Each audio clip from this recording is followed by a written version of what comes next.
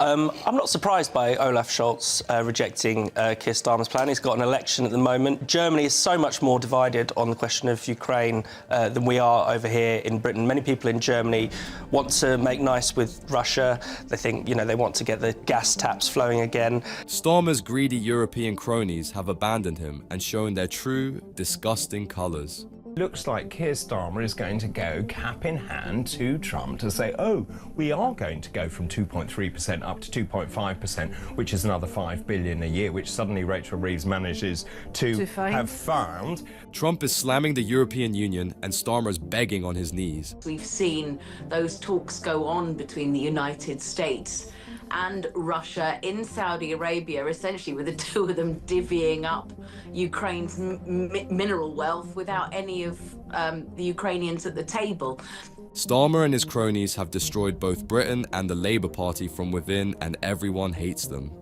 Now, 8 minutes past 7, a crisis in Europe is emerging as Germany rejects the UK's peace plans for Ukraine. Speaking after a summit of European leaders yesterday, the Prime Minister reiterated that he is prepared to consider committing British forces on the ground in Ukraine if there is a lasting peace agreement. Europe must play its role, and I'm prepared to consider committing British forces on the ground alongside others. Starmer is already embarrassing the UK on the global stage, and his EU leaders are betraying him. So I will go to Washington next week to meet President Trump and to discuss what we see as the key elements of a lasting peace. Well, meanwhile, the United States and Russia's most senior officials are set to meet in Saudi Arabia today after President Donald Trump announced peace talks with Russia. Cowardly Starmer wants to run to Washington and beg Trump for a security guarantee while the EU abandons him. I'm not surprised by Olaf Scholz rejecting Keir Starmer's plan. He's got an election at the moment. Germany is so much more divided on the question of Ukraine than we are over here in Britain. Many people in Germany want to make nice with Russia. They think, they want to get the gas taps flowing again. The German economy and heavy industry has really suffered. Even Germany sees through Starmer's idiotic policies as he's pushing a fantasy while European leaders are terrified. The British Army only has about 75,000 troops. That's only set to go down below 70,000 soon. Even with the participation of France and other European countries, it's just very difficult to see how a peacekeeping force could be maintained. This is why Starmer later on, after he started off the day yesterday with his piece in the Telegraph, summoning his inner Churchill, talking about how we were going to stand up to Putin almost alone. And now he is having to admit that actually, yes, without a US peace guarantee, this offer is kind of worthless. Starmer's military delusions are absurd since he's playing pretend with Britain's security, and it's dangerous. That if Putin emerges bullish from these preliminary talks, then obviously the likes of Poland and the Baltic states will be feeling really exposed, thinking, well, it gives him time to regroup and then maybe try again. Yeah, that's the real danger with any peace or a ceasefire, that it gives Putin the chance to rearm. I mean, we know that he is looking to expand the military. The Russian economy is on a total war footing at the moment. His weak leadership is a gift to Russia, showing that Labour is still as incompetent as ever. It does give you an indication. I think a red line for him would be putting British troops or other European troops in Ukraine. So how it actually matches up with these peace talks is a bit of a mystery. But the talks are happening simultaneously. Europe is not invited to the Russia-US peace talks in the first place. Russia and the US negotiate, while tone-deaf Starmer and Europe are left out in the cold. Let's throw away the cliches. You're going to see British troops involved in some peacekeeping operation, I would think, within the next 2 or 3 years. This is the beginning of the beginning. All these things start this way. British troops in Ukraine are nothing more than Labour's reckless virtue signalling that could drag the UK into disaster. That is the political problem this week for Starmer. He has made an offer.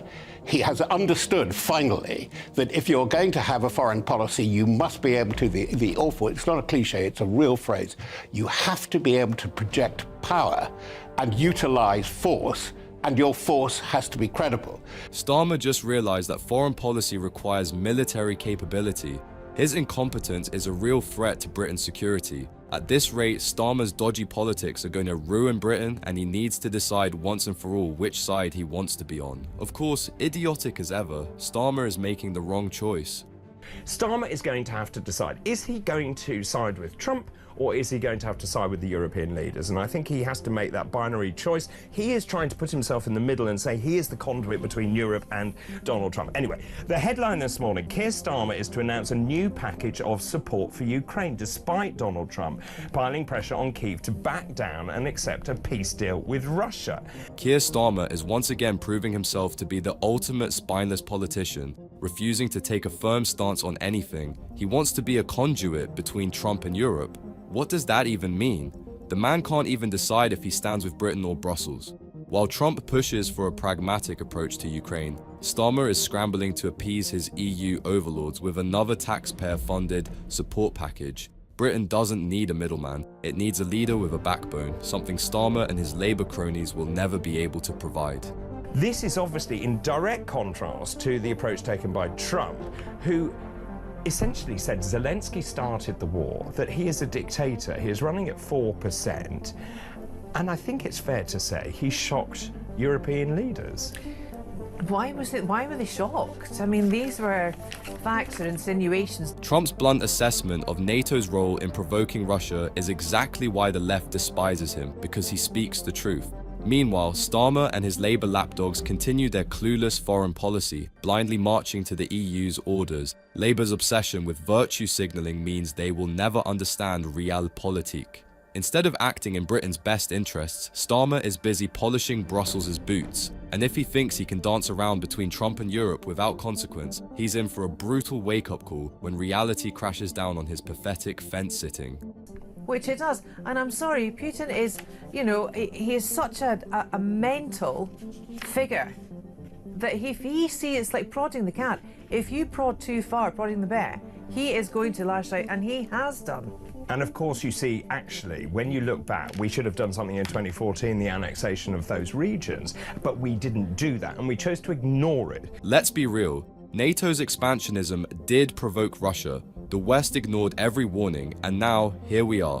But instead of dealing with reality, Starmer wants to rewrite history and act like Labour didn't cheerlead every bad decision that led to this crisis. The man is a foreign policy lightweight, desperately trying to sound like a statesman while offering nothing but reheated EU talking points. Had Labour not been asleep at the wheel for years, maybe the situation in Ukraine wouldn't be such a mess. But no, they'd rather keep poking the bear and pretending to be shocked when it retaliates. One thing, so we know that Macron is going to meet Trump tomorrow. Starmer is going to meet him on Thursday, okay? Now, Macron, this was what happened last night. Macron says, I am going to tell him not to be weak in the face of Putin. He is someone I respect who respects me. We have to make him understand that his interests are the same as ours. Labour had every chance to act on Crimea in 2014, but what did they do? Nothing. Now Starmer pretends he's some great defender of Ukraine, but he's just another weak, clueless bureaucrat following Macron's lead. The French president at least has the guts to tell Trump not to be weak against Putin, while Starmer is busy rehearsing his pathetic "please like me" routine. This is the problem with Labour. They are followers, not leaders. They don't shape events, they react to them. And worse, they still think bowing to the EU will somehow strengthen Britain's position. Pathetic. Do you know what the problem is? They will release all these sound bites to everybody, right? Especially to people of left swinging and right swinging, and indeed the centrist and the populist movement. They will make all these sound bites because they are weakened themselves in their positions. I mean, Starmer's not rating well. Macron's not rating well in France, and he's actually weakened his position by calling that election, remember? Starmer is nothing more than a soundbite politician. Just like Macron, just like the rest of the failing European elite. His approval ratings are tanking, his party is in shambles, and his only strategy is to parrot whatever weak platitudes will get him through the next news cycle. Meanwhile, Trump speaks bluntly and acts decisively, something Labour simply can't comprehend. While Starmer fumbles for relevance, trying to cozy up to both sides, real leaders are making real decisions. Britain doesn't need another EU puppet. It needs strength, conviction, and a leader who actually stands for something. Starmer isn't that man. So during this visit, it has certainly sort of prompted the UK to up its game. So it looks like Keir Starmer is going to go cap in hand to Trump to say, oh, we are going to go from 2.3% up to 2.5%, which is another $5 billion a year, which suddenly Rachel Reeves manages to have found. But also, he's going to go bearing an invitation from the King for a state visit. Now Starmer is off to Washington, cap in hand, desperate for Trump's approval. After years of Labour sneering at Trump and the Tories' alliance with America, suddenly Starmer has no problem cozying up to him when it suits his interests. And look at that. Rachel Reeves has magically found £5 billion for defence. Funny how Labour only discovers funding when it makes them look good. Meanwhile, Starmer will grovel before Trump, acting as if he has any real power on the world stage. Britain doesn't need a weak-willed Labour leader doing diplomatic gymnastics. We need strength, not Starmer's embarrassing flip-flopping. We spoke about this last weekend, actually. He's hit the ground running, and you have to admire that. And, you know, regardless of your politics, he's certainly caused shockwaves around the world. And, of course, the big story this morning, and I was just saying about this, the Daily Telegraph about Ukraine, the Guardian about Ukraine. This has moved very fast indeed, and I think it's fair to say he's more than ruffled a few feathers in Europe. Yeah, and he's not afraid of ruffling a few feathers in Europe, is he? No. Starmer is floundering while Trump dominates the global stage. Trump acts, Starmer reacts. It's that simple. While Trump boldly reshapes international politics, shaking up a complacent and stagnant Europe, Starmer is desperately trying to keep up, offering nothing but hollow statements. His attempts to appease both sides are laughable as real leaders take decisive steps. Labour's weakness on foreign policy is glaring, and their inability to navigate geopolitical shifts exposes them as a party that follows rather than leads. Britain deserves a leader who dictates terms, not one who scrambles to keep pace with stronger men. What's Trump's motivation is really the question, because of course everybody has the same ultimate goal of peace for Ukraine. There's no doubt that that's what the UK wants, that's what Zelensky wants, and that's what Donald Trump wants. What Donald Trump's motivation is, I think, is for a long time he's had this big old chip on his shoulder that he doesn't have a Nobel Peace Prize because Obama got one in 2009, and he sees himself bringing peace to the Middle East and bringing peace to Ukraine as being something that would put him on the list and put him in the running for a Nobel Peace Prize. So Starmer is aligning himself with Europe's ineffective bureaucrats while Trump is actually pursuing peace. The left has long painted Trump as reckless, yet it's Starmer and his European counterparts who refuse to face reality. They dismiss Trump's direct approach because it threatens their carefully crafted illusions of diplomatic superiority. Meanwhile, they cling to failing strategies, endlessly pouring money into Ukraine without any real plan for resolution. Starmer isn't a leader. He's a puppet of the same failing globalist machine, too afraid to make tough decisions. Britain needs strength, not another weak Labour leader desperate for EU approval. Well, we were talking about this morning. I mean, these very inflammatory statements that he made, saying Zelensky should never have started the war, he's a dictator without elections, that Ukraine is living under martial law, he only has a 4% approval rating. In many ways, Trump's methodology is shock and awe. He got a response. He's had a response from Europe. We now know Starmer is going to see Trump. He's going to announce that we're going to increase our GDP spending on defense. Exactly what Trump wanted, Trump is going to get from Starmer. Starmer's spinelessness is on full display as he scrambles to appease Trump, offering increased defense spending just to stay in the conversation. He's not leading, he's following orders. Labour and their EU allies pretend to oppose Trump, yet when he speaks, they fall in line like scared children. Starmer isn't a force to be reckoned with, he's a political bystander, reacting to the real power players rather than shaping the world himself. Britain deserves a prime minister who sets the agenda, not one who tiptoes around Trump's words, hoping not to get caught out. will never be able to settle. Boris Johnson said Trump's statements are not intended to be historically accurate, but to shock the Europeans into action. And there is no doubt his comments have shocked Europe into action, that Europe is trying to work out what on earth it's going to do in terms of spending and defence and how it's going to have a united front. Because remember, of course, Ukraine is in Europe, it is nowhere near the United States. Trump's blunt words have exposed Europe's and Starmer's cowardice. Labour has no vision, no backbone, and no answer to the geopolitical challenges of our time. They sneer at Trump, yet every time he speaks, they scramble to adjust their policies. Starmer is a leader in name only, a man desperately trying to keep up with events beyond his control. While Trump forces Europe to wake up, Starmer simply nods along, too scared to challenge the globalist consensus.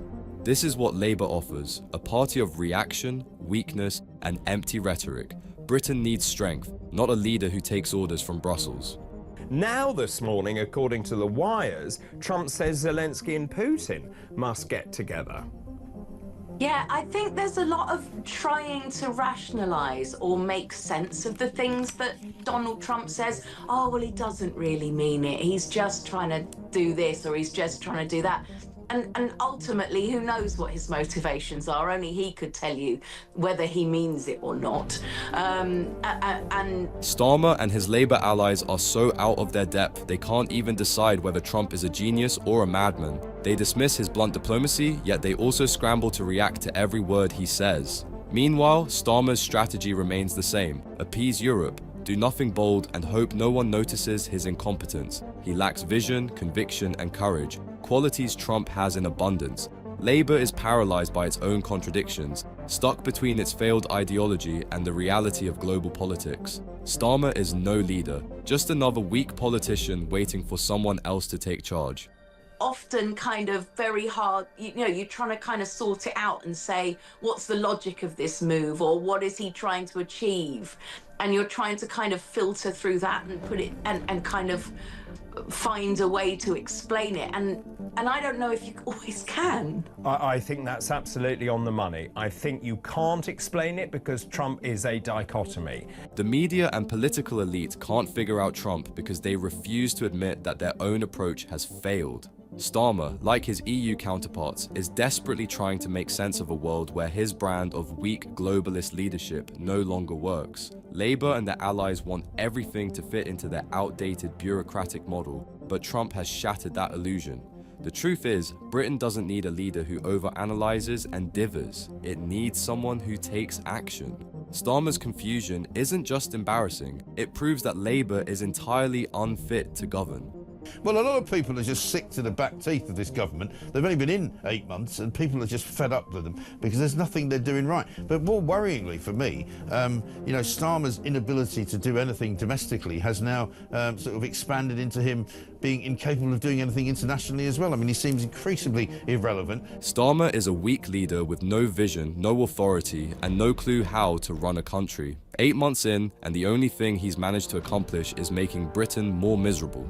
His domestic failures are now spilling into foreign affairs, where he's become a laughingstock. He's meeting Trump. Why? Trump doesn't care, and Starmer has nothing to offer. This is what Labour does. They embarrass Britain on the world stage while failing at home. The country is leaderless, and the only thing Starmer has mastered is proving just how irrelevant he really is. Yeah, I mean, the reality is that Labour have got a very thin mandate in the United Kingdom. They won on very few votes, all-time record low in terms of number of votes. So Labour's so-called victory was built on a record low voter turnout. Nobody actually wanted Starmer, he just happened to be the least awful option for some. And what has he done with this fragile mandate? Absolutely nothing. Labour has stumbled from one disaster to another, and now even their own MPs are losing faith. Starmer isn't a leader, he's a placeholder. Britain deserves strong leadership, not a dithering bureaucrat obsessed with optics over action. The country is falling apart under Labour, and it's only going to get worse. And then since they've come to power, I mean, they've just made one mistake after another, and all that falls to Keir Starmer. I mean, he's the leader, and I suspect that Labour MPs are despairing now. Labour talking down to the working class? No surprise there. They've abandoned the very people they claim to represent, treating them like ignorant fools who need Labour's guidance. Now Starmer is scrambling to fix the mess, sending out desperate letters to his own cabinet. Too little, too late. People aren't stupid, they see Labour's contempt for them and they're walking away. That's why reform is rising. Ordinary people are done with Labour's arrogance, their sneering elitism, and their obsession with woke nonsense. They want real representation, not lectures from out-of-touch career politicians. They got hold of a letter that Starmer sent to cabinet colleagues telling them that Labour have got to stop talking down to the working class. I mean, can you believe that? I'm not surprised the letter's been sent, because that's exactly what they do. Yeah. But it's a real state of affairs when you've got the Labour Party, of all parties, it's accepted that they are talking down to the working class. I mean, that's the reality of it. No wonder people are joining reform left, right and centre. Labour admitting their elitism isn't an apology, it's an insult. They've spent years mocking the working class, dismissing their concerns, and now, when they're hemorrhaging support, they pretend to care. But the damage is done.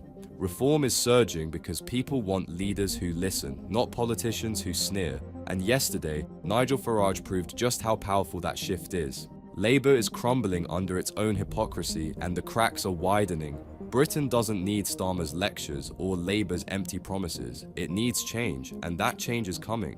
It reeks of hypocrisy, doesn't it? When you get criticism coming in from, say, Conservatives or Labour people who, for a very long time, have monopolised the sort of the donor situation. They've been the ones that have been able to go to big companies and get big donations to fund their campaigns and to fund their individual people. I mean, the idea that you're getting criticised as a reform party set up by Labour, who have been in receipt of more freebies, than any journalist I've ever known. Free clothes, free spectacles, free hotels, free flats, free, houses abroad. Labour is too busy fighting over internal politics to care about Britain's problems. They're obsessed with trade unions, socialist societies, and their own party machine while the country spirals into crisis. Meanwhile, reform is actually putting Britain first, and the establishment can't stand it. Labour and the Tories are both guilty of failing this country, yet they attack reform for daring to challenge the status quo. The hypocrisy is astounding. People aren't falling for it anymore. Labour is a sinking ship, and Starmer is just rearranging deck chairs while it goes under. There's lots of irony involved in this, and hypocrisy when it comes to Starmer and Labour. Everything he said before he got into power. Labour spent years attacking the Conservatives over donations, claiming they were in the pockets of big business. And now, they've taken millions from private donors to fund their own campaigns. The hypocrisy is breathtaking. Starmer will say anything to gain power, but the moment he gets it, he abandons every principle he claims to stand for. Labour is just as corrupt as the Tories, if not worse. They lecture the country on integrity while stuffing their pockets with corporate cash. It's a complete con job, and the public is waking up to it. They're demanding accountability, and you can join them by liking this video and subscribing to the channel.